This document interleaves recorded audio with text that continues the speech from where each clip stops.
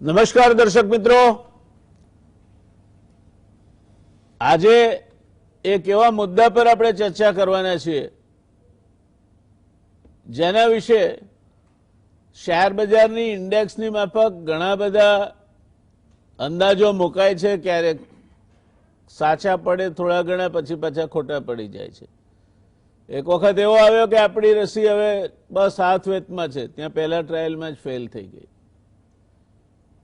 રશિયાની રસી બાબતમાં કોઈને ખબર નથી, એ રશિયાથી બહાર નીકળી જ નથી અને એની વિગતો પણ કોઈને ખબર નથી. ચીનની રીતે ચલાવી રાખે છે, ત્યાં પણ અંદર ડોકાચીઓ કરવાની મનાઈ છે. પણ જ્યાં જાહેર જનતા સામે અથવા તો લોકશાહી દેશો જ્યાં પ્રમાણમાં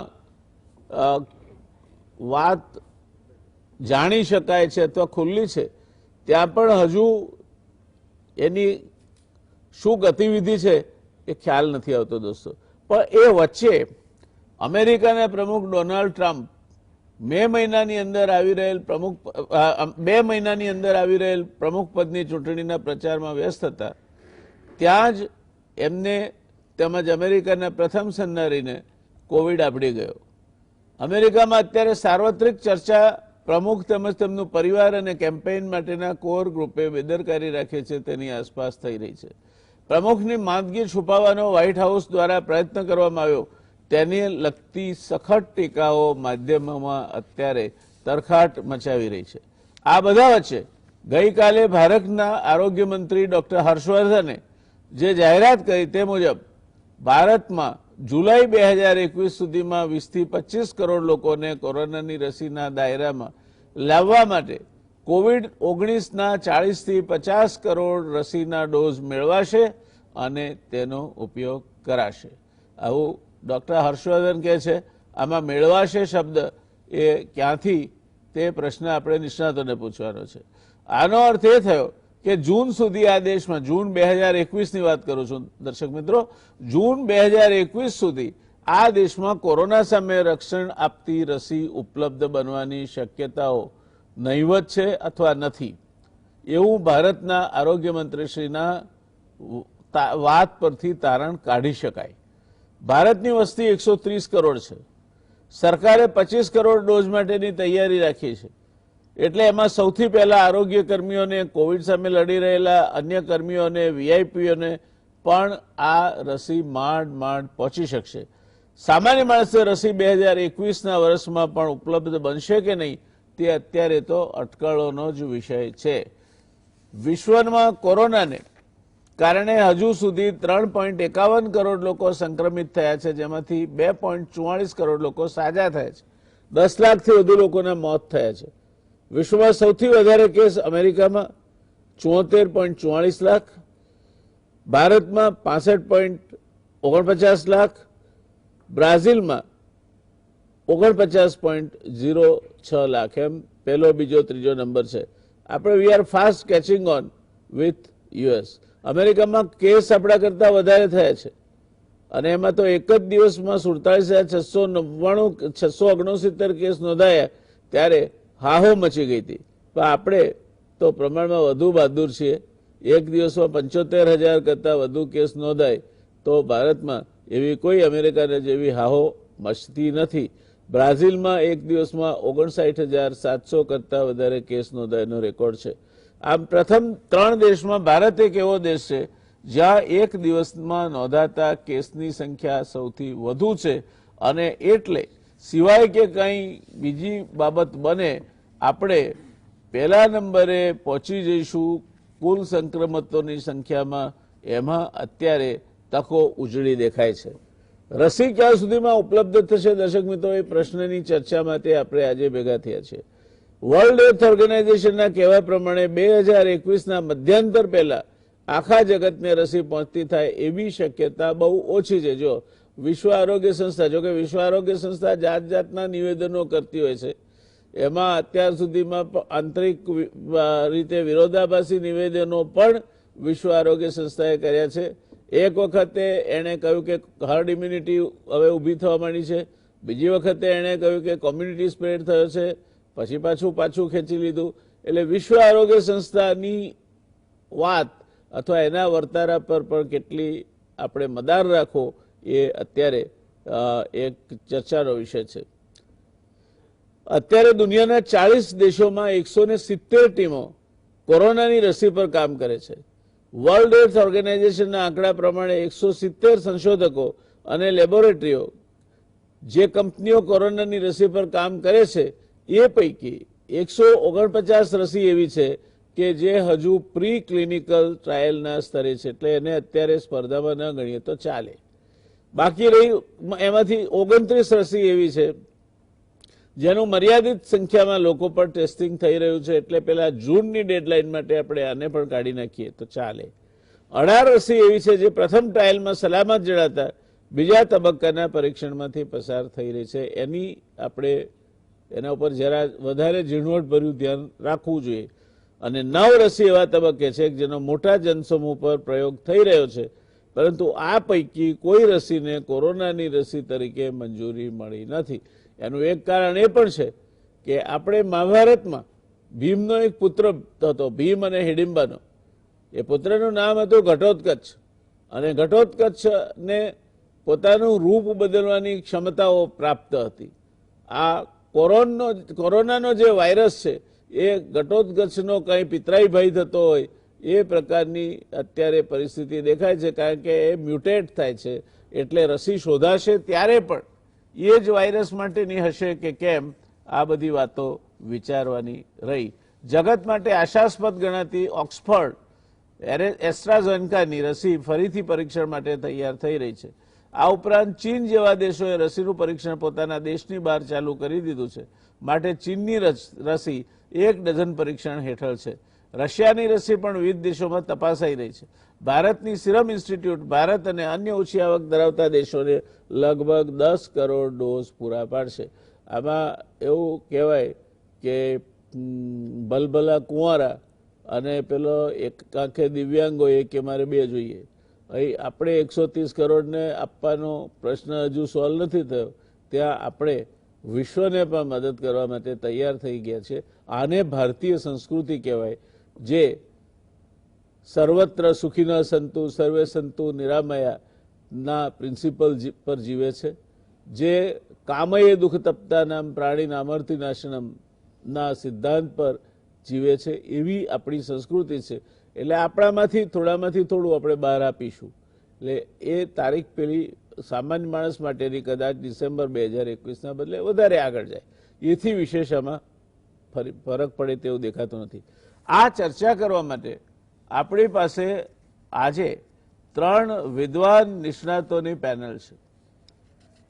ડૉક્ટર તુષારભાઈ પટેલ ગુજરાત સરકારની સમિતિના પણ સભ્ય હતા અને એક લીડિંગ ચેસ્ટ ફિઝિશિયન તરીકે કોવિડના દર્દીઓને જે લોકો સારવાર આપે છે એમાં એમનું સ્થાન મોખરે છે.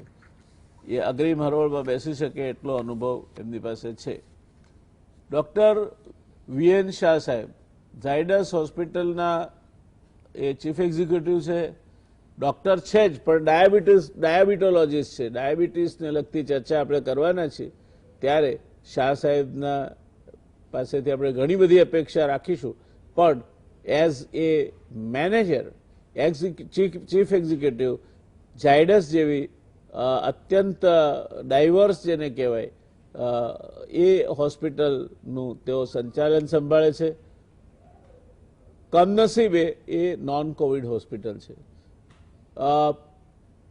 ડૉક્ટર કેતનભાઈ શુક્લા પોતે પોસ્ટ ગ્રેજ્યુએટ ડૉક્ટરની ડિગ્રી ધરાવે છે અને ત્યાર પછી 1986ની બેચમાં એમણે ઇન્ડિયન ફોરેન સર્વિસમાં એટલે ભારતીય વિદેશ સેવામાં એમણે પ્રવેશ કર્યો. એટલે IFS એમની પાછળ લખાય. ઘણા બધા દેશોમાં એમણે રાજદૂત તરીકેની કામગીરી સંભાળી. આપણા ડિફેન્સ મિનિસ્ટ્રી એટલે કે સંરક્ષણ મંત્રાલય અને વિદેશ મંત્રાલયમાં પણ એમણે જવાબદારીભરી કામગીરી સંભાળી છે. એટલે કેતનભાઈ MD ભણ્યા પછી પણ એમનામાં એટલું મગજ બાકી રહ્યું હતું કે એમણે IFS જેવી કોમ્પિટિટિવ પરીક્ષા પાસ કરી, એક સારા ડોક્ટર આપણે ગુમાવ્યા અને એક સારા રાજનૈતિક દેશે મેળવ્યા એમ કહીએ તો એમાં જરાય અતિશયોક્તિ નથી. પણ ગુજરાતી તરીકે આપણને ગૌરવ છે. બહુ ઓછા ગુજરાતીઓ IAS, IPS કે IFSમાં કે IRSમાં જતા હોય છે. કેતનભાઈએ સિદ્ધિ પ્રાપ્ત કરી છે, માટે ગુજરાતી તરીકે આપણે ગૌરવ લઈએ. શરૂઆત કરીશું તુષારભાઈ આપથી. આ રસીની રામાયણ એ કઈ દિશામાં જઈ રહી છે? શું લાગે છે આપને, ક્યારે આ રસી આવશે? સાહેબ, હમણાં જ તમે જે વાત કરી આપણે, અને આપણા માનનીય હેલ્થ મિનિસ્ટર ભારત સરકારના જે હર્ષવર્ધન સાહેબે પણ વાત કરી કે જૂન જુલાઈ 2021માં એ મળી શકે એવી શક્યતા લાગે છે. કારણ કે સાહેબ, હું તમને ખાલી એક વેક્સિનનું કોઈ તમને બેઝિક આખી હિસ્ટ્રી આપણે વેક્સિનની જોઈએ સાહેબ. કોઈ પણ સામાન્ય સમજ આપ આપો દર્શક મિત્રોને કે આ વેક્સિન કઈ રીતે બને છે. એટલે વેક્સિનની જો આપણે જો કોઈ બેઝિક હિસ્ટ્રીમાં જઈએ, આપણે સામાન્ય હિસ્ટ્રીમાં, તો એ રસી છે, એ રસી કોઈ પણ રસીને ડેવલપ થતા એ વાયરસ ને એક્ટિવ વાયરસ કે ઇનએક્ટિવેટેડ વાયરસમાંથી આ રસી ડેવલપ કરવામાં આવે છે. અને એ રસીને ડેવલપ કરતા અને એ રસી એ જુદા જુદા પરીક્ષણોમાંથી pre clinical trial, phase 1, phase 2, phase 3 અને ફેઝ 4 પોસ્ટ માર્કેટિંગ સર્વેલન્સ, આટલા બધા ટ્રાયલમાંથી જ્યારે પસાર થાય ત્યારે પછી એ વેક્સિન તરીકે બહાર આવે છે, એટલે કે રસી તરીકે એને માન્યતા મળે છે. એટલે આવા સંજોગોમાં સાહેબ એક સર્વે હમણાં હું વાંચતો હતો, એટલે એક આર્ટિકલ્સમાં, તો એમાં આપણે વેક્સિન જે અત્યારે દુનિયામાં જે ઇન્ડિયા એટલે ફાર્મેકોલોજીકલ એસોસિએશન એવું કીધું કે વેક્સિન જેટલી બને છે સાહેબ, એમાંથી 90% જેટલા ટ્રાયલમાં આવે છે એની 90% ફેલિયર રેટ હોય છે વેક્સિનમાં સાહેબ. 90% જેટલો. એટલે જેટલી વેક્સિનો લાવવાની કોશિશ કરે જુદા જુદા રોગો માટે, અલગ અલગ પ્રકારના, જેમ કે મેલેરિયા માટે લાવવા માટે, ડેન્ગ્યુ માટે લાવવા માટે જાય, અલગ અલગ રોગો માટે લાવવાની ઘણા બધા પરીક્ષણો થાય, પણ 90% વેક્સિનો ફેલ થાય છે. એમાંય તે લગભગ સક્સેસ રેટ સાહેબ ફેઝ 1 ટ્રાયલમાં લગભગ 16 થી 20% જેટલો જ રહે છે. એટલે બહુ જ ઓછો, એટલે ઘણો બધો લાંબો સમય માંગી લેતો હોય છે. અને વેક્સિન અત્યારે જે આપણે આ પેન્ડેમિકમાં એટલું ફાસ્ટ કે કાયદાકીય રીતના બધું ફાસ્ટ ચાલે, દરેક વસ્તુ ચાલે, પણ આ વેક્સિન, કોઈ પણ વેક્સિન, જ્યારે પોલિયો વેક્સિન હતી ત્યારે પોલિયોનું ડિટેક્શન 1908માં થયું અને પછી એની ફર્સ્ટ વેક્સિન લગભગ અરાઉન્ડ 1952 કે આસપાસ એ વેક્સિન થઈ. અને એ પછી એના જે મલ્ટિપલ ટ્રાયલ્સ પછી કોઈ પણ વેક્સિન લગભગ એની સેફટી અને એફિકેસી જોતા લગભગ 10 વર્ષ તો એને જોતા હોય છે સાહેબ. એટલે આવે, કારણ કે વેક્સિનમાં શું હોય છે કે જે વેક્સિન કેટલી ડોઝ કેટલો આપવો, કેટલી સાઇડ ઇફેક્ટ હોય, એની ઇમ્યુનોજેનેસિટી એ બહુ જ ઇમ્પોર્ટન્ટ વસ્તુ છે સાહેબ. ઇમ્યુનોજેનેસિટી કે વેક્સિન આપ્યા પછી એનામાં કેટલું એન્ટીબોડી ટાઇટર રહે છે, એન્ટીબોડી કેટલો સમય માટે રહે છે સાહેબ, એ બહુ જ ઇમ્પોર્ટન્ટ છે. કે એ કયા સેલ ઉપર કામ કરે છે એનું પણ બહુ મહત્વતા હોય છે. કે જેમ કે અત્યારે જે વાત ચાલે છે, જે વેક્સિન છે એ વેક્સિન સેના ઉપર, કે ન્યુટ્રલાઇઝિંગ એન્ટીબોડી ઉપર કામ કરે છે કે ટી સેલ ઉપર કામ કરે છે. ટી સેલ ઉપર જો કામ કરે તો એની લોંગ લાસ્ટિંગ ઇમ્યુનિટી રહેતી હોય છે ને એની એ વસ્તુ રહેતી હોય છે. એટલે કે જે કયા સેલ ઉપર પણ કામ કરે છે, પ્લાઝમિડ ઉપર કામ કરે છે, એવી જુદી જુદી વેક્સિનો ઉપર આ વેક્સિનનું બંધારણ રહેલું છે. એટલે વેક્સિન લાવી દેવી એ ઘણી બધી બનાવી, એટલે કે ટ્રાયલમાં તો ઘણી બધી ચાલે, પણ એનો સક્સેસ રેટ કેવો છે એ, જેમ કે આપણે ઓક્સફોર્ડની પણ વાત કરી, તો એ ઓક્સફોર્ડની ફેઝ 3 ટ્રાયલમાં આવ્યા પછી એકાદ પેશન્ટને એ લોકોને ન્યુરોલોજીકલ કોમ્પ્લિકેશન્સ કે એકાદ પેશન્ટમાં એવું જોવા મળ્યું તો તરત જ એ વેક્સિનને થોડો સમય માટે સ્ટોપ કરવી પડી અને પછી એ લોકો જોવા મળે. પણ દરેક વેક્સિનમાં આ રીતના નાના મોટા કોમ્પ્લિકેશન્સો જોવા મળે, અને મેજર કોમ્પ્લિકેશન્સ જો સિવિયર સાઇડ ઇફેક્ટ, SAE કહેવાય, સિવિયર સાઇડ ઇફેક્ટ જો જોવા મળે તો એ વેક્સિન બંધ થતી. એટલે વેક્સિન લાવી દેવી એટલું જલ્દી સહેલું કામ નથી કે બનાવીને આપી દેવી કે આ નથી. એની એફિકેસી કેટલી રહે છે, દર્દીમાં કેટલો લાંબો સમય એને ઇમ્યુનિટી પ્રોવાઈડ કરી શકે છે, એ પ્રમાણે વેક્સિન સાહેબ બનતી હોય છે. દર્શક મિત્રો, તુષારભાઈને તમે સાંભળ્યા છે, અને એ જે આંકડા એ મેં વાંચ્યા હતા એનો સરવાળો કરતો હતો એ દરમિયાનમાં, તો 205 વેક્સિન તૈયાર થઈ રહી છે, એમાંથી માત્ર 9માં કાંક આશા દેખાય તેવા લક્ષણો અત્યારે છે. એટલે વેક્સિન એ કોઈ નિશ્ચિત તારીખે 15મી ઓગસ્ટે આવશે, 26મી જાન્યુઆરી આવશે, આ ભોળા થવાની આપણે જરૂર નથી. અને ભારતના આરોગ્ય મંત્રી ડૉક્ટર હર્ષવર્ધન પોતે ડૉક્ટર છે, એમને પણ અભિનંદન આપવા જોઈએ કે એમણે જે સ્પષ્ટતાપૂર્વક અને હિંમતપૂર્વક સાચી વાત લોકો સામે મૂકી અને સ્વીકાર્યું, અને એ પણ સ્વીકાર્યું કે આ માત્ર 25 કરોડ લોકોને જ આપી શકાશે, બાકીના માટેની વ્યવસ્થા અંગે તો લાંબો સમય લાગશે. એટલે અત્યારે વેક્સિન આવવાની નથી, અને ત્યારે વીએન શાહ સાહેબે જે ગુરુ મંત્ર આપ્યો છે SMS, સેનિટેશન, માસ્ક અને સોશિયલ ડિસ્ટન્સિંગ, જે નથી કરતા આપણે, અને એટલા માટે સરકારે પણ વારંવાર ચેતવણીઓ આપવી પડે છે. ભણેલ ગણેલ માણસો હોય, નોકરી કરતા માણસો હોય, એમને પણ જો આ સમજ ના પડતી હોય તો સરકાર તમારા માટે શું કરે એ તમારે વિચારવું જોઈએ. જઈશું આપણે ડૉક્ટર કેતનભાઈ પાસે. કેતનભાઈ, વિશ્વ કક્ષાએ શું ચાલી રહ્યું છે આ રસીના કિસ્સામાં? અને રશિયાની રસી આવી એના માટે પણ વિવાદો ઊભા થયા. ચીનની રસી બાબતમાં પણ હવે ચીને કંઈ બહાર ટેસ્ટિંગ ટ્રાયલ ને બધું શરૂ કર્યું છે. તો વૈશ્વિક કક્ષાએ તમને શું લાગે છે, કઈ રસી આવશે સૌથી પહેલા, અને જે જેન્યુઇન હશે? પહેલા તો હું આજે આપણા પ્રધાનમંત્રીશ્રીએ બી આપી, આપણા ગુજરાતના એક્સ ચીફ જસ્ટિસનું અવસાન થયું છે આનંદ દવેનું, બહુ મોટા જ્યુરિસ્ટ અને ફિલાન્થ્રોપિસ્ટ હતા, તેમને શ્રદ્ધાંજલિ આપીશ. આમાં એવું છે કે અત્યારે જે વેક્સિનની વાતો ચાલી રહી છે તો એમાં એવું છે કે 182 કેન્ડિડેટમાંથી 36 ક્લિનિકલ ટ્રાયલમાં 9 તમે કહ્યું પ્રમાણે ફાઇનલ સ્ટેજમાં છે.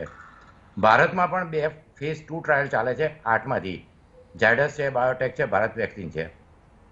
જે રિઝલ્ટ આવી રહ્યા છે અત્યારે એ ઘણા સારા છે મોટા ભાગનામાં. હવે આમાં જે રસી બને ને એમાં એટેન્યુએટેડ રસી હોય છે એવું નથી. અત્યારે આ પહેલી વાર એવું થઈ રહ્યું છે કે જુદા જુદા 4 પ્લેટફોર્મ પર કામ ચાલી રહ્યું છે. એસ્ટ્રાઝેન્ટા ઓક્સફર્ડ એ વાયરલ વેક્ટર વેક્સિન પર કામ કરે છે. ફાઇઝર છે mRNA, પહેલી વાર વિશ્વમાં mRNA વેક્સિન થશે. જોન્સન જોન્સન એડિનો વાયરસ પર કરે છે. નોવાવેક્સ એ બાયો એન્જિનિયર્ડ રિકોમ્બિનન્ટ એની પર કરી રહ્યું છે. અને ચાઇના એ એટેન્યુએટેડ વાયરસ, એટલે જે આપણે કહીએ કે સ્મોલ પોક્સ અને એ બધામાં જે વપરાતું હતું એ પ્રમાણે બનાવી રહ્યું છે.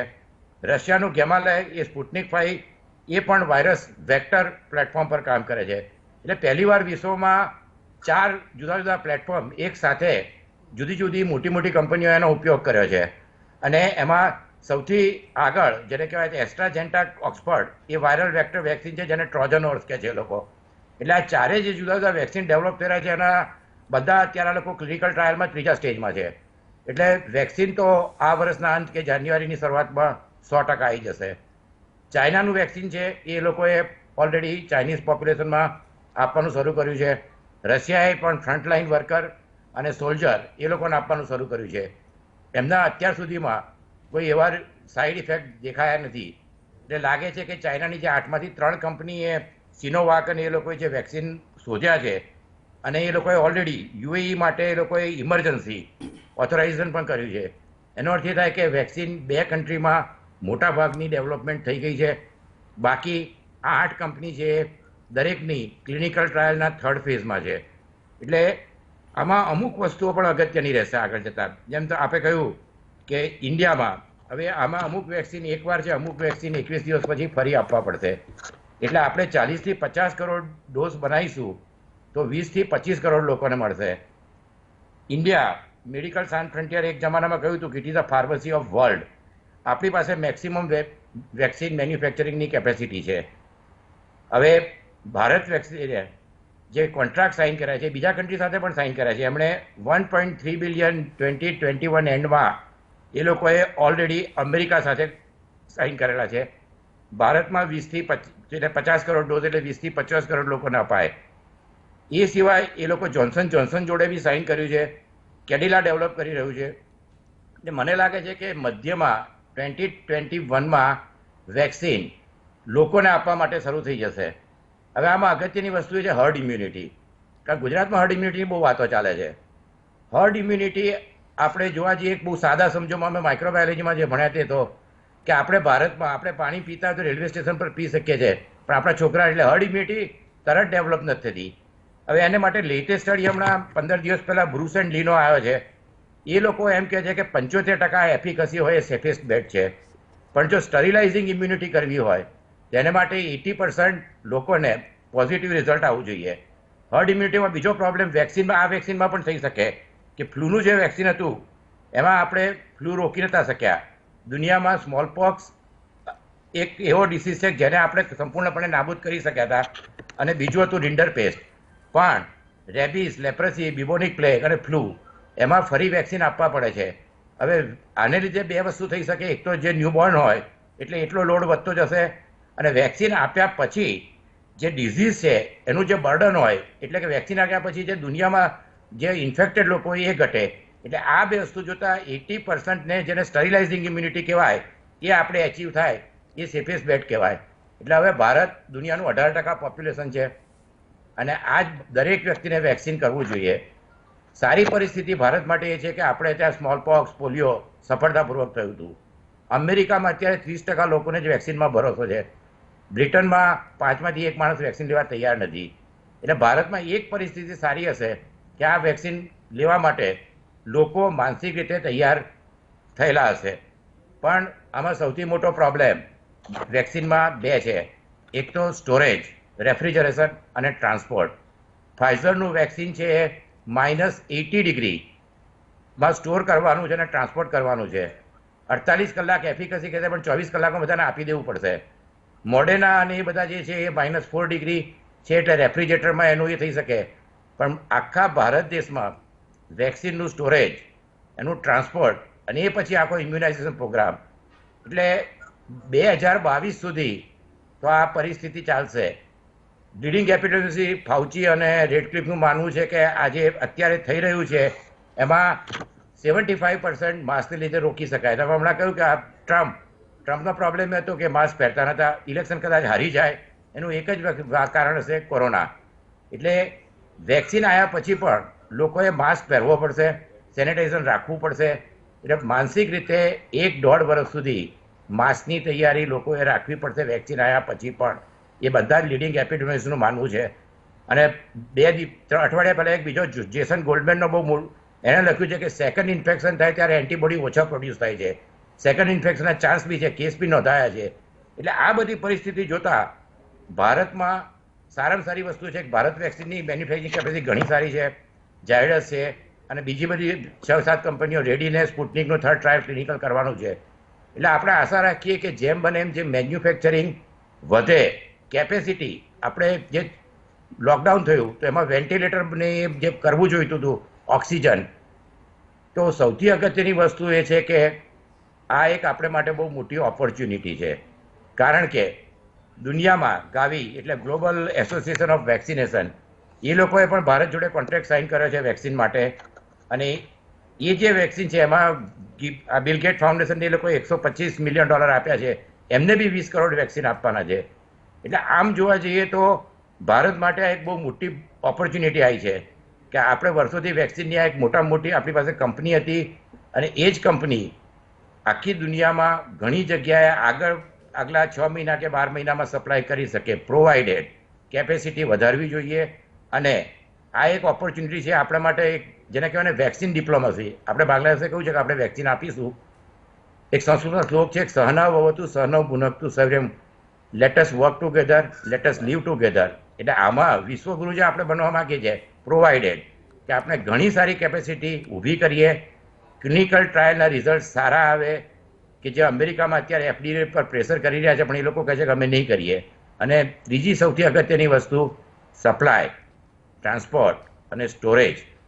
એટલે આની સાથે સાથે એક માનસિક રીતે જે ટીવી પર દેખાય લોકો અત્યારે ફરવા મળે, વેક્સિન આપ્યા પછી પણ માસ્ક, સેનિટેશન એ નહીં હોય તો, કારણ કે અમે જે હમણાં પહેલાં કહ્યું કે નોમાસ સ્ટડીમાં કહે છે કે 80% ઇમ્યુનિટી આવે એને હર્ડ ઇમ્યુનિટી કહેવાય.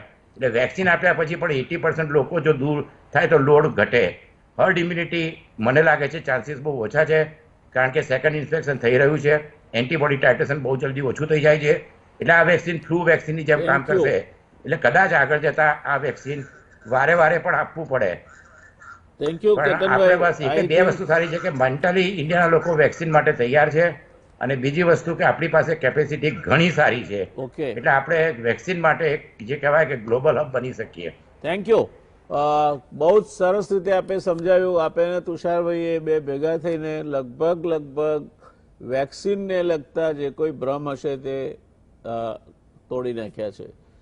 દર્શક મિત્રો, ખૂબ રસપ્રદ ચર્ચા ચાલી રહી છે. આપણે રોકાઈશું એક નાનકડા કમર્શિયલ બ્રેક માટે અને બ્રેક પછી સીધા જઈશું આપણે વીએન શાહ સાહેબ પાસે, એમની વાત સાંભળીશું. રોકાઈએ એક નાના કમર્શિયલ બ્રેક માટે. નમસ્કાર દર્શક મિત્રો, બ્રેક બાદ પુનઃ આ ચર્ચામાં આપનું સ્વાગત છે. રસી એ હજુ દૂરનું સ્વપ્ન છે અને રસી મુકાવીએ આપણે અને પછી ગાડીના હૂડ પર બેસીને ભજીયા ખાઈ શકીએ એવું પણ નહીં બને એવું કેતનભાઈ કહે છે, કારણ કે તે પછી પણ સોશિયલ ડિસ્ટન્સિંગ અને સેનિટેશન તો જાળવવું જ પડશે. આ બાબતે જેમણે શરૂઆતથી જ આ 3 મુદ્દે પોતાનો મત સ્પષ્ટ રીતે આપ્યો છે તે વીએન શાહ સાહેબે હંમેશા is found of SMS theory એમની, જ્યાં તક મળે ત્યાં આપણને ઉપયોગી થાય એટલી સરળ રીતે સમજાવે છે. તો જઈએ આપણે વીએન શાહ સાહેબ પાસે.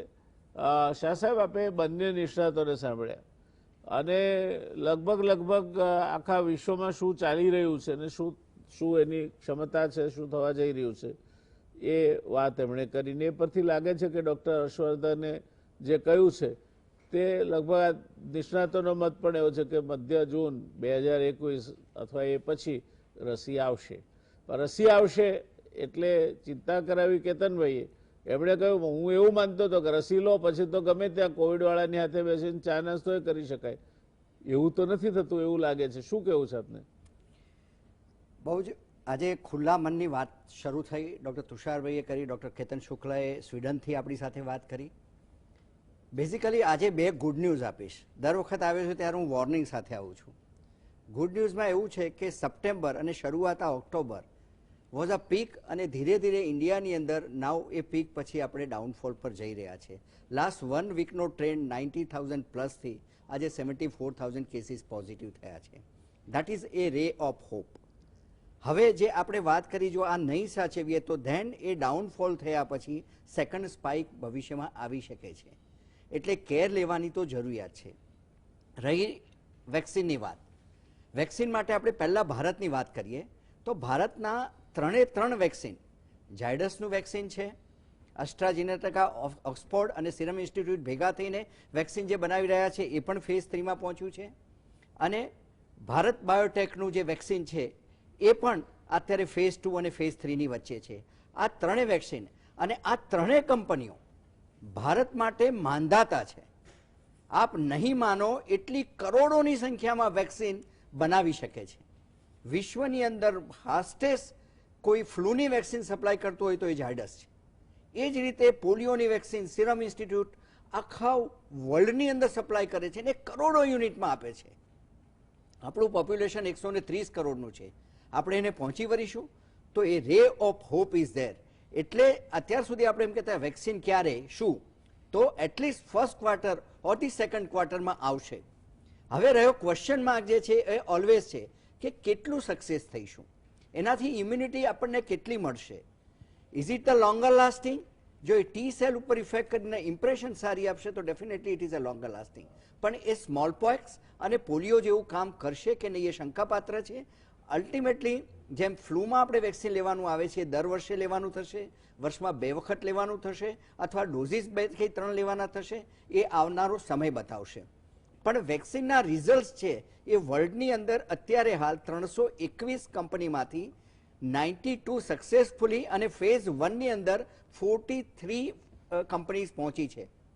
એમાંથી 33એ ફેઝ 1 કમ્પ્લીટ કર્યું અને 9 કંપનીઝે ફેઝ 2 અને 3 પર પહોંચી છે. એટલે plenty of positivity is developing now.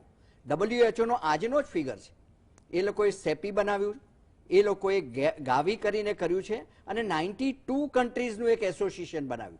Because we have to work.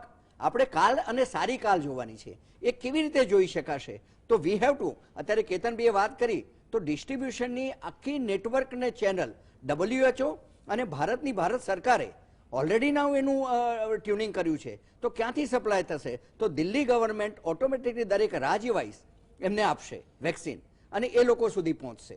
હવે એ વેક્સિન કેવી રીતે ટ્રાન્સપોર્ટ થશે, શું થશે, કોને પ્રાયોરિટી મળશે? જે હેલ્થ વર્કર્સની વાત કરી, જે લોકો ઇમ્યુન કોમ્પ્રોમાઇઝ પર્સન છે, ઓલ્ડ એજના વ્યક્તિઓ છે, ડાયાબિટીસ છે, સીકેડી છે, જે લોકોને અત્યારે કહી શકાય કે વલ્નરેબલ પોપ્યુલેશન છે, એ લોકોને ફર્સ્ટ પ્રાયોરિટી મળશે. એટલે એ ટાઈપનું આખું જે રોડમેપ WHO અને ભારત સરકારે તૈયાર કર્યું છે. ઘણા બધા ક્વેશ્ચન માર્ક ઇવન WHO પણ થઈ શકે, પણ વેક્સિન આવશે એમાં કોઈ શંકા નથી. પણ આ વેક્સિન આવે તે પહેલા શું? જય નારાયણભાઈનો લાખ રૂપિયાનો એક જ સવાલ કે વેક્સિન પહેલા શું? તો આપણે આપણી જાતને અગેન વલ્નરેબલ પોપ્યુલેશનને બચાવવા માટે માસ્ક માસ્ક અને માસ્ક અને માસ્ક ઇઝ અ વેક્સિન, આ શબ્દ અત્યારે સ્વીકારજો. જુલાઈની અંદર કેટલું સક્સેસ થયા પછીનું વેક્સિન આવશે એ કાલની આજે ખબર નથી. ગુડ ન્યૂઝ આપ્યા, પણ ત્યાં સુધી શું? તો ત્યાં સુધી આપણું વેક્સિન કયું? તો આપણું વેક્સિન માસ્ક છે. આપણું વેક્સિન શું? આપણું વેક્સિન સોશિયલ ડિસ્ટન્સિંગ. ગેધરિંગ ન કરો. હમણાં જ નીતિનભાઈએ કંઈ ગુડ ન્યૂઝ આપ્યા છે કે 200 લોકો એક સાથે ગરબે રમી શકશે, પણ આ વખતે પણ પેલું જે SMS છે એ સાચવજો. ડેફિનેટલી સેનેટાઇઝેશન, હાથ ક્યાંય પણ ટચ કરો તો એ જે પહેલા દિવસે માર્ચ મહિનાની અંદર જ્યારે પહેલું ડિક્લેરેશન થયું આપણા ત્યાં કોવિડ વાયરસનું, ત્યાંથી આજ સુધીમાં 6 મહિના પછી પણ આપણી પાસે ટ્રીટમેન્ટ તો છે, તો એ છે સોશિયલ ડિસ્ટન્સિંગ. આપણી પાસે ટ્રીટમેન્ટ છે તો માસ્ક છે, that is the only vaccine. અને આપણી પાસે વેક્સિન છે તો એ આપણી પાસે સેનિટાઇઝેશન છે. આ ગુરુ મંત્ર સાથે I think so we are suppose to wait with the positive answer of the vaccination of corona. Thank you. તુષારભાઈ, બેક ટુ યુ. ઘણી બધી ચર્ચાઓ થઈ, વેક્સિન આવશે આવશે આવશે, એમાં કોઈ શંકા નથી, કારણ કે there is always an answer to any question. The $1,000,000 question is when. પણ એની સાથે મારે બીજા 2-3 મુદ્દા જોડવા છે. એક તો તમારા ડૉક્ટરોના એસોસિએશને એવું કહ્યું હતું કે નવરાત્રિ જો ઉજવાશે તો ઘણા બધા પ્રશ્નો થશે અને આનો કોવિડના વાવર અને એનો ફેલાવો વધશે. અનલોક 5માં પણ મલ્ટીપ્લેક્સ ચાલુ કરવાની વાત છે, ત્યાં પણ લોકો ભેગા થશે. રેસ્ટોરાં ચાલુ થઈ છે, કેટલીક વધુ ચાલુ થશે. દિવાળી પછી કદાચ સ્કૂલ કોલેજીસ પણ ચાલુ થાય એ પ્રકારની પરિસ્થિતિ તરફ જવું પડશે સરકારે, જેથી કરીને જેને અનરેસ્ટ કહેવાય અથવા તો એના તરફ આક્રોશ ઊભો ના થાય. આ બધી પરિસ્થિતિ વચ્ચે જે બેજવાબદારી ભર્યું જીવન આપણે જીવીએ છીએ. મેં આજે જ હું ઓફિસ જતો હતો, એક શોપિંગ કોમ્પ્લેક્સના નીચે બધા જ મને લાગે છે આઈટીના કે કોઈ સારી જગ્યાએ કામ કરતા યુવાનો છે, 15-20 જણા સિગરેટના ધુમાડા કાઢતા હતા અને ગપ્પા મારતા હતા. એકેના મોઢા ઉપર માસ્ક નહોતો. આ પ્રકારની બેદરકારી એ આપણને ક્યાં લઈ જશે? સાહેબ, તમે જે રીતના કીધું કે હવે ધીમે ધીમે આ જેમ ગરબાની પરમિશન આપી, શોપિંગ મોલની અનલોક 5માં પરમિશન આપી, હવે સ્કૂલો પણ, કારણ કે આ બધું પણ સાહેબ હવે આપણે જેમ કે વેક્સિન હવે છે જુલાઈ 21માં આવવાની છે, ને દરેક વસ્તુ હવે ઇકોનોમીને પણ આપણે બહુ ખાસ ધ્યાન રાખવું જરૂરી છે. ઇકોનોમી પણ ઓપન કરવી બહુ જ જરૂરી છે. એટલા માટે આ બધી વસ્તુઓ તો ઓપન થશે જ, પરંતુ જે લોકો બેદરકાર રહ્યા છે સાહેબ, હવે એમાં સાહેબે જે VN શાહ સાહેબે કીધું એમ SMS તો અપનાવવું જ પડશે, પણ બેદરકારીના કારણે સાહેબ હવે જે અમારા ફ્રન્ટલાઇન વર્કર્સ, જે અમારા મેડિકલ એસોસિએશનના ડૉક્ટરો જે ચિંતા કરી રહ્યા હતા, કારણ કે હવે જેમ ધીમે ધીમે સાહેબ, પહેલાં અમે શું હતા કે અમારા જે વર્કર્સ હતા, ડૉક્ટર્સ હતા, એમને અમે એમ કહેતા હતા કે આ 2 મહિનામાં પતશે, 2 મહિનામાં પતશે, એમ 2 મહિના કરીને અમે 6 મહિના થઈ ગયા સર હવે, અને બધા બન્ટ આઉટ થઈ ગયા. કારણ કે અત્યારે જે સલ્યુટ છે કે જે અમારા ફ્રન્ટલાઇન વર્કર્સ છે, જે હોસ્પિટલોમાં કામ કરનારા ડૉક્ટર્સ, પેરામેડિક્સ અને જે આયાબેન અને જે સ્વીપર્સ છે, એ બધા કન્ટિન્યુ સાહેબ 6 મહિનાથી એક પણ રજા પાડ્યા વગર જે અનટાયર્ડલી કામ કરી રહ્યા છે. કારણ કે શું છે કે થોડું વચ્ચે સારું થાય છે, પછી પાછું આવું બેદરકારીના કારણે પીક આવે છે, પાછું હવે ડાઉન થાય છે. કારણ કે થોડું ગવર્મેન્ટ કડક થાય કે આ થોડા કાયદાની મજબૂતાઈ કરે એટલે થોડું પીક ડાઉન થાય. પણ એના કારણે વારે ઘડીએ જેમ તમે હમણાં જ વાત કરી કે જે આઈટીના બધા જે હતા કર્મચારીઓને બધા એ લોકો આ રીતના ભેગા થઈ અને સિગરેટો પીવે, એટલે ભેગા થઈને પાર્ટીઓ મનાવતા. કારણ કે લોકો ઘરે ફાર્મ હાઉસો ઉપર અને દરેક જગ્યાએ હવે લોકોને, અને હવે જે શોર્ટ ટાઈમ કે નવરાત્રી આવશે સાહેબ, નવરાત્રીમાં ઘણા બધા લોકો જેમ શેરી ગરબા પણ થશે ત્યારે લોકો ગેધરિંગ, એ વખતે જ્યારે સોશિયલ ડિસ્ટન્સિંગ કે માસ્ક કે પ્રોપરલી પડાશે નહીં. કારણ કે ગરબા રમવા જશે તો ગરબા રમતા રમતા માસ્ક પહેરશે તો પણ થોડું એને બ્રિથિંગ પ્રોબ્લેમ થવાના ચાન્સીસ રહેલા છે. એટલે એમાં પણ સોશિયલ ડિસ્ટન્સિંગ કે કોઈ પ્રોપરલી એ પડાશે નહીં. એના કારણે પણ સંક્રમણના ચાન્સીસ વધશે અને એ સંક્રમણનો જો જ્યારે ચાન્સીસ વધે છે ત્યારે બર્ડન્સ ડોક્ટર ઉપર અને પેરામેડિક્સ ઉપર વધારે આવતું હોય છે. એના કારણે ડૉક્ટર એસોસિએશને આનો વિરોધ કર્યો હતો. બીજી વસ્તુ છે કે જે લોકોએ બહુ જ ધ્યાન રાખી, હવે જે આટલી છૂટછાટ આપી છે થિયેટરોમાં પણ, તે દોડી જવાની જરૂર નથી. કારણ કે ધ્યાન રાખીને આટલી વસ્તુઓ પાડી અને સારા નાગરિક તરીકે રહેવાની જરૂર છે. સર, ધન્યવાદ. દર્શક મિત્રો, તુષારભાઈની વાતમાં એમણે બહુ જ ડિપ્લોમેટિકલી જેને કહેવાય કળપૂર્વક કડવું સત્ય તમારી સામે મૂક્યું છે કે ભેગા થશો શેરી ગરબામાં પણ તો તમારાથી માસ્ક કે ડિસ્ટન્સિંગ ક્રાઇટેરિયા નહીં જળવાય. તુષારભાઈની સાથે હું પૂરેપૂરો સમજ છું. અને જો એ નહીં થાય તો તમે જાતે કરીને તમારી જાતને નુકસાન કરી રહ્યા છો. આ ડાક્ટરો અને નિષ્ણાતોનું માનવું છે. હવે શું કરવું? નવરાત્રિમાં શક્તિની ભક્તિ ઘરમાં બેસીને કરવી કે શેરી ગરબા રમીએ તો જ શક્તિની ઉપાસના થાય, એ તમારા પર છોડું છું. એને કોઈ જેને કહેવાય કે ઇમોશન અથવા તો કોઈ પણ પ્રકારની લાગણીઓ સાથે ના જોડી શકાય. જે કંઈ સરકારે કહ્યું હોય તે કરવું જોઈએ અને કરતાં કરતાં આપણે આપણી જાતને સાચવવી જોઈએ. આટલી સરળ વાત આપણે કહેવાની છે. આ ધર્મની લાગણી છે અને ધર્મ એવું કોઈ કશું કહેતો નથી. ધર્મ એવું કહે છે, સ્વીડનના આરોગ્ય મંત્રીએ એવું કહ્યું છે કે પોતે તંદુરસ્ત રહેવું અને બીજાને પોતાના કારણે બીજાની તંદુરસ્તી ન જોખમાય તેનું ધ્યાન રાખવું એ દરેક નાગરિકની ફરજ છે. તો પહેલો ધર્મ આપણો નાગરિક ધર્મ છે. આ આપણે ખ્યાલમાં રાખીએ ને આપણા માટે ને આપણા બાળકો માટે ખ્યાલમાં રાખવાનો છે. કોઈ સરકાર માટે ખ્યાલમાં નથી રાખવાનો. કેતનભાઈ, આપની પાસે આવું છું ને થોડું ક્વિકલી અને શોર્ટલી મને આપને પૂછવું છે કે આપે વાત કરી એમાં હું એક વસ્તુ સાંભળતો હતો કે કેટલીક રસી -80 અને જે ઓછામાં ઓછું નાના એથી વધારે ઊંચામાં ઊંચું ટેમ્પરેચર -4 આ -80 ને -4 વચ્ચે ટ્રાન્સપોર્ટ કરવું, એને કોલ્ડ ચેઇન રાખીને સ્ટોર કરવું અને કોલ્ડ ચેઇન બ્રેક કર્યા વગર એને એડમિનિસ્ટર કરવું.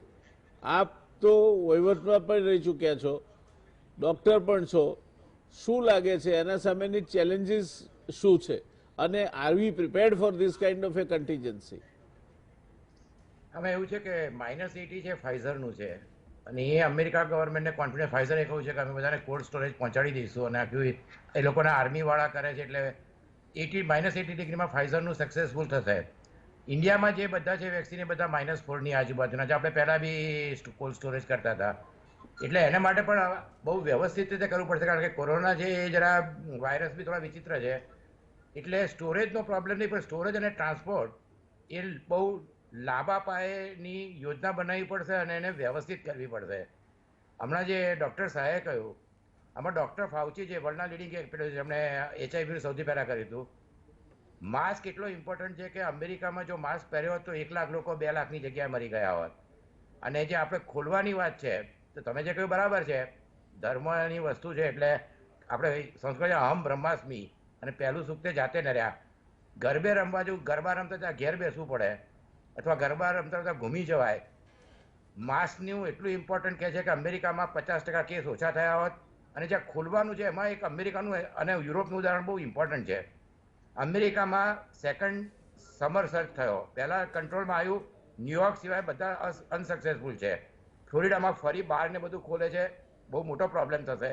યુરોપમાં સ્પેન, ફ્રાન્સ, ઇટાલી અને બ્રિટન ત્યાં બી ફરી પ્રોબ્લેમ થવાના શરૂ થયા છે. એટલે ગરબામાં તો લોકોએ ધ્યાન રાખવું જ પડે. પણ એ સિવાય જે બીજું બધું પણ ઇકોનોમી ઇમ્પોર્ટન્ટ છે, પણ મેં એ ઓબ્ઝર્વ કર્યું છે 6 મહિનામાં કે ઇકોનોમીને લીધે જ્યાં જ્યાં જલ્દી ખોલ્યું છે ત્યાં ત્યાં ટોટલ ફરી બંધ કરવું પડ્યું છે. એટલે આમાં જે કહેવાય ને કે બેલેન્સ રાખવું પડશે. અને ગરબામાં તો ખાસ લોકોએ ધ્યાન રાખવું જ પડશે, કારણ કે આ બધા સુપર સ્પ્રેડર ઇવેન્ટ છે. હમણાં ટ્રમ્પે પેલા સુપ્રીમ કોર્ટના જજ માટે બોલાયા, એમાં 3 સેનેટરને થઈ ગયો, એક્સ ગવર્નરને થઈ ગયો છે, એમને થઈ ગયો છે, એમની વાઇફને થઈ ગયો છે. એટલે આ બધા જે કહેવાય કે 100 માણસો ભેગા થાય અને એક માણસને કોવિડ હોય, ઇટ વિલ બી આ સુપર સ્પ્રેડર ઇવેન્ટ. એટલે શાહ સાહેબ કહે છે, અને ડૉક્ટર પટેલે જે કહ્યું કે આ એક બહુ મહત્વની વસ્તુ છે. ફાઇઝરનું કોલ્ડ સ્ટોરેજ વાળું એ અમેરિકામાં છે, એટલે આપણે એનું બહુ ચિંતા નહીં, પણ -4માં અને આખા ઇન્ડિયામાં સપ્લાય કરવું. ઇન્ડિયામાં પણ દરેક જગ્યાએ ફ્રીજ નથી હોતા. એટલે આ બધી વસ્તુનું વ્યવસ્થિત રીતે કરવું પડશે. અને પ્રોડક્શન મેન્યુફેક્ચરિંગ આખી વિશ્વમાં 700 કરોડ લોકો છે, અને 90 કન્ટ્રીને આપવા માટે WHO વાત કરે છે, પણ WHOને પણ પ્રોબ્લેમ છે. અને આપણે બી 21 અંત, એટલે આમાં એવું છે કે આપણે 50 કરોડને વેક્સિન આપીએ, પણ બાકીના જે 80 કરોડ છે એ તો એમાં ઇન્ફેક્શન રહેવાનું. એટલે સેનિટેશન અને માસ્ક માટે ડૉક્ટર ફાઉચી કહે છે કે વેક્સિન આવ્યા પછી પણ જો 1 વર્ષ માસ્ક નહીં પહેરે તો જે લોકોએ વેક્સિન નથી લીધા એ લોકો ફરી સ્પ્રેડ કરી શકે. રીઇન્ફેક્શન બહુ જલ્દી થાય છે. એટલે આ ફ્લૂ જેવી રસી બને એવું લાગે છે, કારણ કે એન્ટીબોડીઝનું ટાઇટ્રેશન બહુ જલ્દી નીચું આવી રહ્યું છે. જેને ઇન્ફેક્શન થયું એમને રીઇન્ફેક્શન થઈ રહ્યા છે. એ કેસોનો બી સ્ટડી ચાલી રહ્યો છે. એટલે આ બધી પરિસ્થિતિ જોતા 2 વસ્તુ છે, એક તો વેક્સિન અને બીજું માસ્ક. અને આ સુપર સ્પ્રેડર ઇવેન્ટ પિક્ચર કે આ તે એ ધ્યાનથી વ્યવસ્થિત રીતે કરે અને ખોલે તો જ એ સક્સેસફુલ. નહીં તો ફરી પાછું સુપર સ્પ્રેડ થાય તો આખી ઇકોનોમી ખોલવા જતા તમારે ફરી પાછો પ્રોબ્લેમ થાય. એટલે આવું છે ને કે તમે નાની વસ્તુ લેવા જતાં મોટી વસ્તુ ગુમાવો. એટલે આ એક બહુ મોટો બેલેન્સિંગ વસ્તુ છે. લોકો કંટાળી ગયા છે, હકીકતે ડૉક્ટર પટેલ કહે છે. યુરોપમાં બી કંટાળી ગયા છે. પણ ઘણા લોકો 2-3 દિવસનું ટીવી પર જોઉં છું કે ટિકિટ લઈને સ્પેન ગયા હતા, અહીંયા ગયા હતા, બધાને પાછા મોકલી દીધા. બ્રિટનવાળા બધાને સ્પેને 1 મહિના પહેલાં પાછા મોકલવા પડ્યા. એટલે જે કહેવાય ને સ્થિત પ્રજ્ઞની જેમ ઘેર બેસવું જોઈએ. લવ, એફેક્શન, રીડિંગ, નોલેજ, એને જે કહેવાય કે આપણે ઇન્ડિયામાં એક ફાયદો છે કે કુટુંબ સંયુક્ત કુટુંબ છે. એટલે ગરબા ઘરની બહાર કરી લે કે નાની જગ્યાએ કરે કે ઘરમાં જ પૂજા કરી લે એ વધારે સારું છે. ધન્યવાદ. દર્શક મિત્રો, ગરબાની જે કંઈ સરકાર મંજૂરી આપી તેને અનુસરીને કરો એ ખાસ જરૂરી છે. ફરી કહું છું, જે કંઈ કરો એ મંજૂરી આપી છે એ સરકારે તમને ક્યાંક રાજી કરવા માટે આપી છે. એ કોરોનાને ખબર નથી. એટલે તમે આ જે કંઈ કરો છો એ સરકારના કાયદાના અમલ માટે કરો છો એવું નહીં માનતા, તમારા પોતાની સલામતી માટે કરો છો. અને એટલે એ ધ્યાનમાં રાખીને કરજો. કેતનભાઈએ બીજી વાત કહી કે કંઈક નાનું લેવા જતાં મોટું ના ગુમાવી બેસીએ. ગુજરાતીમાં તો એક કહેવત છે, હવેલી લેતા દાંડિયા મોઈની રમતમાં હવેલી લેતા ગુજરાત ખોઈ, એ આપણા ત્યાં ગુજરાતીમાં પ્રચલિત કહેવત છે.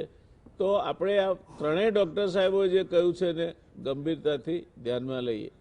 છેલ્લી રાઉન્ડના છેલ્લો પ્રશ્ન આપના માટે છે શાહ સાહેબ. ફ્લૂની રસી દર વર્ષે આવે છે.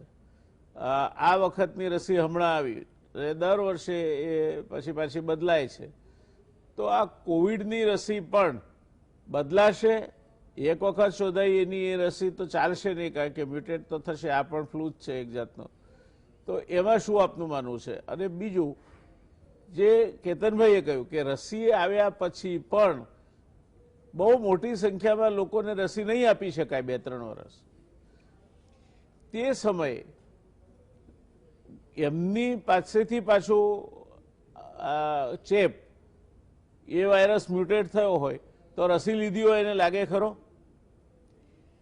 એકચ્યુઅલી આ બધી જ વસ્તુ ડિબેટેબલ છે. અગેન વેક્સિન છે, જુદા જુદા ફેઝવાળા વેક્સિન છે. એક છે એ DNA છે, બીજા RNA વેક્સિન છે.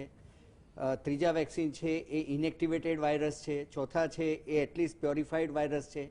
એટલે આ બધાના અસર કેટલી આવશે ઇમ્યુન સિસ્ટમ, જે હમણાં શરૂઆતમાં કહ્યું કે જો ટી સેલ ઉપર એની ઇમ્પ્રેશન આવે તો એ લોંગર લાસ્ટિંગ રહેશે, એટલે રિપીટેશન. પણ છતાં બી જે આપણે વાત કરી, ટી સેલ શું છે જરા દર્શક મિત્રોને સમજાવો ને. આપણા શરીરમાં આપણા WHO કાઉન્ટ છે. આપણે જ્યારે be they are the our body warriors. આપણે જ્યારે પણ કોઈ પણ ઇન્ફેક્શન લાગે ત્યારે WHO નું ફાઇટ કરે છે. એની અંદર પણ બે ટાઈપના આવે છે. WHOમાં એમાં જે છે એ લિમ્ફોસાઇટ્સ આવે. લિમ્ફોસાઇટ્સમાં પણ બે કેટેગરી આવે છે, એક બી સેલ આવે અને બીજો ટી સેલ આવે. બી સેલ છે એ ટેમ્પરરી ઇમ્યુન આપે અને ટી સેલ છે એ લોંગર લાસ્ટિંગ એની ઇમેજ રાખે. આપણા બ્રેનમાં ચાઇલ્ડહુડની અમુક વસ્તુઓ જો ઘરબાઈ ગયેલી હશે અને અમુક વસ્તુ શોર્ટ ટર્મની સવારે શું જમ્યા એ પણ આપણે ભૂલી જઈ ગયા આવીશું. That is a short time memory loss. એમ આ અંદરના ભાગમાં લોંગ ટાઈમ ઇમ્પ્રેશન જે છે, એટલે હમણાં જેમની સાથે મેં એક વાત કરી કે SARS-1 આવે તો 2002માં અને મર્સ આવે 2014માં, એની ટી સેલની ઇફેક્ટ હજી પણ આ વેક્સિન ડેવલપમેન્ટમાં કામમાં આવી. જે તુષારભાઈએ શરૂઆતમાં વાત કરી કે વેક્સિન બનતા 10 થી 20 વર્ષનો સમય લાગે, આપણે આ વેક્સિન બનતા 12 થી 18 મહિના થશે. જે આપણે અત્યારે હોપફુલ છે એ મંથ્સમાં, પણ એનું બેકગ્રાઉન્ડ જે હતું એ પેલો SARS-1 અને મર્સ જે વાયરસ આવ્યો, એટલે એની આખી ઇમ્પ્રેશન, એટલે ઘણા બધા સ્ટેજ આપણે કટ ડાઉન કર્યા. પણ છતાં પણ ક્વેશ્ચન માર્ક આપનો જે છે એ હજી એ આન્સર તો આપવા વગરના છીએ કે આને વેક્સિન કેટલી વખત લેવાનું થશે, 2 ડોઝ લેવાના થશે તો યરલી થશે. બિકોઝ આ વાયરસ છે એ આપણે પેલા ઘટોત્કચનું ઉદાહરણ આપ્યું, જે પેલું રાક્ષસનું ઉદાહરણ આપ્યું એવું છે. Because it is a mutated virus. Mutated virus છે એટલે વી આર નોટ શ્યોર આજની તારીખમાં બી પડશે એવા દેવાય. કેટલી બધી ટ્રીટમેન્ટ નવી આવી, HCL ગયું, હવે આઇવરવેક્ટિન આવ્યું છે, ડોક્સીસાઇક્લિન, પછી અત્યારે એઝી આપણે આપીએ છીએ. પ્લેન્ટી ઓફ મેડિકેશન્સ અત્યારે ચેન્જ કર્યા અને પડતા એમ દેવાતા ગયા અને આપણે ટ્રીટમેન્ટ કરતા ગયા અને ultimately we got the answer. એવી જ રીતે આ વેક્સિન આવ્યા પછી કેટલું સક્સેસ થાય છે, કયું વેક્સિન અને કેટલી લોંગર લાસ્ટિંગ ઇફેક્ટ આવે છે, એ તો આવનારો સમય જ કહેશે આપણને. ધન્યવાદ શાહ સાહેબ. દર્શક મિત્રો, એક વાત બહુ સ્પષ્ટ આજે ચર્ચાના સમાપનમાં મારે કહેવી છે કે માણસ જાત જ્યારથી આદિમાનવથી અસ્તિત્વમાં આવી ત્યારથી આજ દિવસ સુધી અનેક પ્રકારના પડકારો સામે લડી છે. એ પડકારોને કારણે ખુવારી પણ વેઠી છે, પણ ત્યાર પછી એના ઉપર વિજયી બનીને બહાર આવી છે. એટલે આ તકલીફ છે એ વાત સાચી. રસી આવશે, કેટલો સમય લાવશે એના માટેની ચર્ચા રાખી કારણ કે આપને ખ્યાલ આવે. રસી આવ્યા પછી શું કરવાનું તમને સ્પષ્ટ કહ્યું ત્રણેય ડોક્ટર મિત્રોએ કે રસી આવ્યા પછી પણ 1 વર્ષ તો તમારે માસ્ક બાંધી જ રાખવાનો છે. એટલે આ માસ્ક છે એ સૌથી અગત્યનું હથિયાર છે. રસી તમને શરીરમાં દાખલ થઈને બચાવે છે, માસ્ક તમારા શરીરમાં એના જીવાણુ અથવા વાયરસ દાખલ થતા બચાવે છે. એટલે માસ્ક પહેરવાનું ચૂકાય નહીં.